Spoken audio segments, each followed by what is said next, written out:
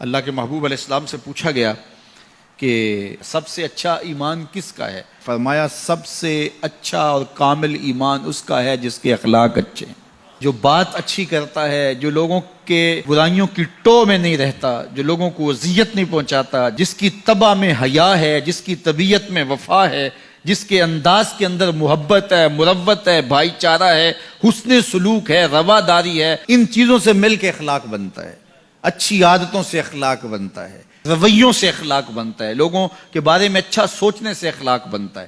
تو اچھے خلق رکھنے والا شخص اچھے ایمان کا حامل ہے۔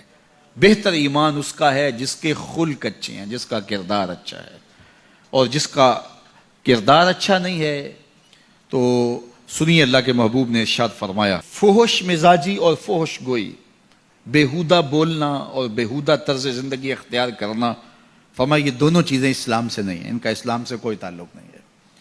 اسلام تو لطیف دین ہے، اسلام تو خوبصورت دین ہے، اسلام تو دین محبت ہے۔ فرمایا تم میں سے سب سے اچھا اسلام اس کا ہے جس کے خلق اچھے ہیں۔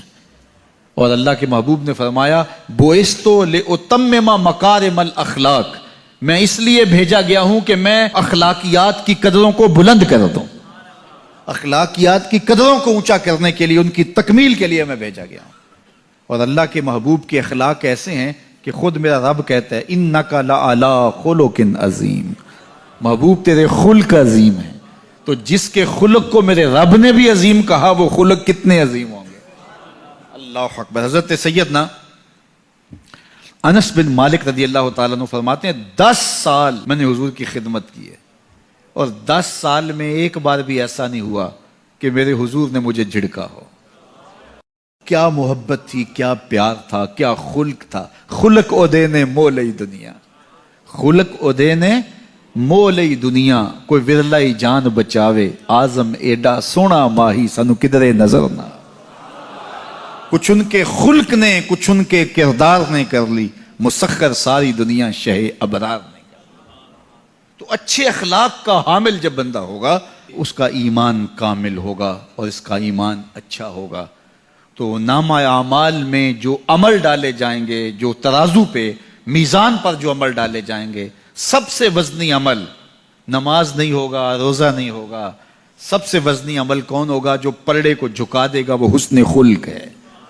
تو لوگوں سے اخلاق اچھے رکھیں، لوگوں سے رویے خوبصورت رکھیں، بات کرنے میں سلیقہ سیکھیں، گفتگو کا طریقہ سیکھیں، لوگوں کے معاملات کے اندر، نجی زندگی کے اندر جھانکنے کی کوشش نہ کیجیے، اور لوگوں کے بارے میں حسن ظن رکھیے، ان کی بہتری کا سوچیے، اور ان کے لیے خیر کے ماحول کو فراہم کیجیے، ان کے لیے آسانیاں پیدا کیجیے، اور ان کو جو ہے وہ آپ اچھائی کی طرف بلائیے۔ میرے بزرگ فرمایا کرتے تھے جس سے دوستی ہو تو اس کا بھلا سوچنا چاہیے، اور کسی کا بھلا سوچنا یہ ہے کہ اس کی دنیا بھی اچھی ہو اور بالخصوص اس کی آخرت اچھی ہو جائے، تو اس کو دین کی طرف لایا جائے، اس کو اچھائی کی طرف لایا جائے تاکہ اس کی آخرت برباد نہ ہو۔ یہ کسی کا بھلا سوچنا ہے۔ تو اچھے اخلاق کا حامل شخص ہی ایک اچھا مسلمان ہوتا ہے۔ صوم و صلاۃ سے کوئی شخص نہیں پہچانا چاہتا، یہ تو اس کا ذاتی معاملہ ہے۔ کسی شخص کی پہچان اس کے اخلاق سے ہے۔ نکاح کرنے کے حوالے سے بھی اللہ کے محبوب نے ہمیں جو رہنما اصول دیا، فرمایا جس کے اخلاق اور جس کا دین تمہیں پسند آ جائے اس سے اپنی بیٹی کا نکاح کرو۔ تو وہاں دولت دیکھنے کی تلقین نہیں کی گئی۔ اگر یہ قدریں ہوں گی ہماری ایک دوسرے سے جڑنے کی، ایک دوسرے سے قریب ہونے کی، رشتہ داریاں کرنے کی، تو پھر اچھا معاشرہ تشکیل پائے گا۔ اور جب ہماری جو ہے وہ ترجیحات اس سے ہٹ کر کے ہوں گی تو پھر اچھا معاشرہ تشخیص نہیں پائے گا۔ آج اس سے تعلق جوڑا جاتا ہے جس کے پاس دولت کی کثرت ہو یا کوئی صاحب اقتدار ہو، تو لوگ اس سے تعلق رکھتے ہیں، چاہے اس کے اخلاق کتنے ہی برے کیوں نہ ہوں، اس کے رویے کتنے ہی تلخ کیوں نہ ہوں۔ جو اچھے خلق کا حامل ہے اس کی قربت اختیار کرو، تمہیں زندگی اور آخرت کا نور نصیب ہوگا۔